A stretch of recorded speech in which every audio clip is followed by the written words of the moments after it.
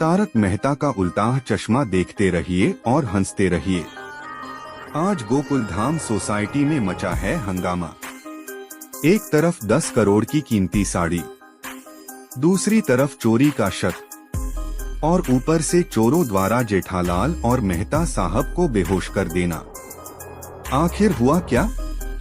पूरी कहानी बताएंगे सीन बाय सीन। तो चलिए शुरू करते हैं।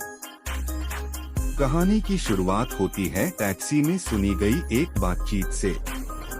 दो लोग बात कर रहे होते हैं कि वे 1 घंटे में 10 करोड़ की साड़ी लेकर वापस आएंगे। जेठालाल और मेहता साहब यह सुनते हैं और दोनों को शक हो जाता है कि शायद यह दोनों साड़ी चुराने वाले हैं।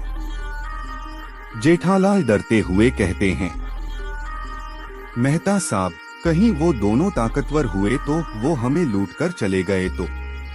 लेकिन मेहता साहब उन्हें भरोसा दिलाते हैं कि यह व्यापारी लोग हैं, गुंडे नहीं। इधर बापूजी को जब पता चलता है कि घर में 10 करोड़ की साड़ी है तो वो शक करते हैं और जेठालाल से सच उगलने वाले थे। मगर जेठालाल तुरंत एक बहाना बना देता है। पब्लिसिटी स्टंट है बापूजी, और बात बच जाती है। पर असली मुसीबत ये कि असली साड़ी चोरी हो चुकी है। जो साड़ी घर में है वो डुप्लीकेट है। अगर किसी ने उन्हें इस डुप्लीकेट साड़ी के साथ देख लिया तो सबको लगेगा कि इन्हीं ने चोरी की है।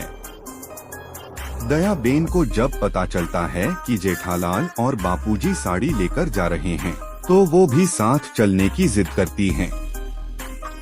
वो कहती हैं, हम भी चलेंगे, हीरालाल भाई को धन्यवाद भी देना है। जेठालाल परेशान पर मान जाते हैं। जेठालाल समझाने की कोशिश करते हैं कि सब साथ गए तो राज खुल जाएगा, लोगों को पता चल जाएगा कि साड़ी डुप्लीकेट है। पर दयाबेन मानती नहीं। आखिर में बापूजी कहते हैं, दया, तुम घर पर ही रुको। और जेठालाल और मेहता साहब निकल जाते हैं। रास्ते में जेठालाल और मेहता साहब को अचानक 2 गुंडे रोक लेते हैं। गुंडे उन्हें बेहोश करने के लिए नशीला पदार्थ सूंघाते हैं और दोनों जमीन पर गिर पड़ते हैं। गुंडे उनके हाथ से वह बैग छीन लेते हैं जिसमें डुप्लीकेट साड़ी है और मौके से भाग जाते हैं। ये सब देखकर पोपटलाल घबरा जाता है। वह सोसाइटी में भागकर सबको बताता है जेठालाल और मेहता साहब को बेहोश करके लूट लिया गया है। सोसाइटी वालों में दहशत फैल जाती है। माधवी, कोमल, अंजलि, बाघा, नट्टू काका सब भागते हुए नीचे आते हैं। सबकी हालत खराब, किसी को समझ नहीं आता कि क्या करें। सब चिल्ला चिल्ला कर पूछते हैं, क्या हुआ, कौन लूट कर गया? सबको एक ही टेंशन, 10 करोड़ की साड़ी गई। सब मिलकर बेहोश पड़े। जेठालाल और मेहता साहब को सब्जी वाली की गाड़ी में डालकर हाथी भाई के घर ले जाते हैं। हाथी भाई जांच करते हैं। घबराओ मत, बेहोशी की दवा है, थोड़ी देर में होश आ जाएगा। दूसरी तरफ पुलिस स्टेशन में भी बड़े नाटक चल रहे हैं। हीरालाल भाई पहले से वहां बैठे हैं और शिकायत कर रहे हैं कि उनकी 10 करोड़ की साड़ी चोरी हो गई है। अगर चंपकलाल गड़ा वहां पहुंच गए और हीरालाल को पता चला कि साड़ी तो गड़ा परिवार के पास है तो सबके लिए तहलका मच जाएगा। हीरालाल भाई पुलिस से नाराज हैं। मेरा स्टाफ कहीं नहीं जाएगा जब तक साड़ी नहीं मिलती। उधर इंस्पेक्टर का मोबाइल भी गायब है और वो उसी में उलझा है। पूरा माहौल कॉमिक हो जाता है। दया कहती है, अब 10 करोड़ रुपए कौन भरेगा?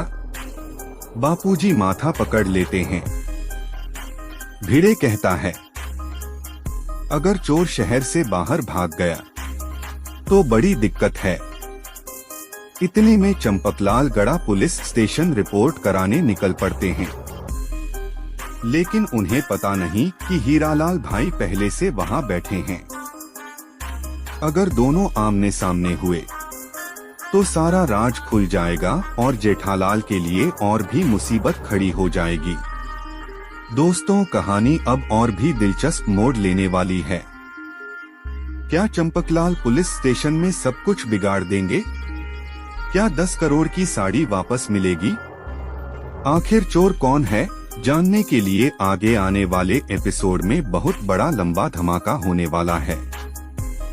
अगर आपको ये सीन बाय सीन कहानी अच्छी लगी हो तो वीडियो को लाइक और चैनल को सब्सक्राइब जरूर कीजिएगा। मिलते हैं अगली कहानी में।